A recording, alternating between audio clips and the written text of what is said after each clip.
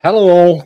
As you probably already heard, in the least surprising ruling from any court in history, Judge Beverly Cannon have denied the defense team's motion to dismiss charges 1 and 3 in the Karen Reed case. The conclusion is as follows.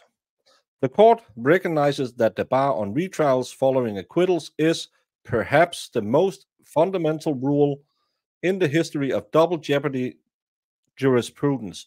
Taylor 486, Mass at 48, quoting United States v. Martin Linen Supply Co. 430 US 564 571 1977.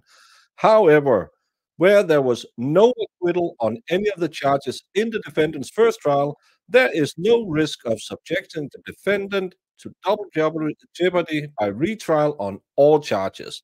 Therefore, the defendant's motion to dismiss is denied. The reason Bev have concluded this is even though half the jurors almost have come forward said we were in agreement, Karen Reed was not guilty on charge 1 and 3. Bev, who didn't want to have a hearing with the jurors to ask them if that was real, says, which is correct, there was no judgment that she was found not guilty in those two things, so you can do it all over again. A lot of people been saying, hey, did you see it happen?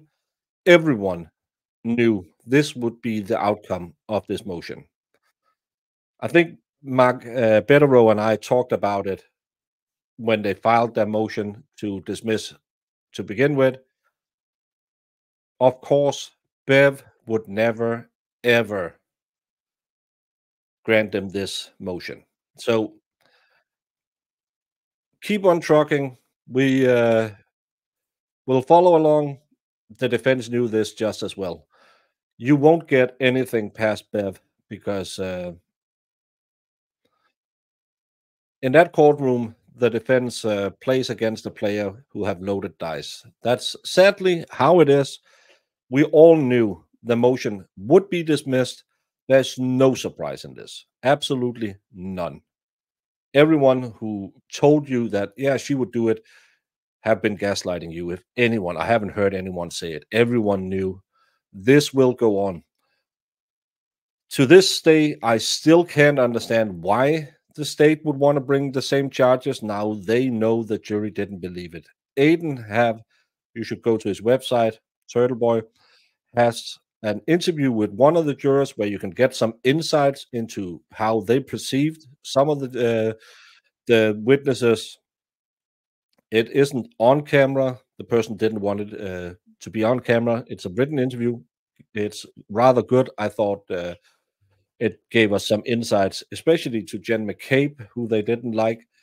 But if you have nothing else to do in the weekend, go watch that. But this isn't a surprise. This isn't anything that'll rattle Yannetti or Alan Jackson. This was what was we all knew this was going to happen. We all watched Bev do her duty.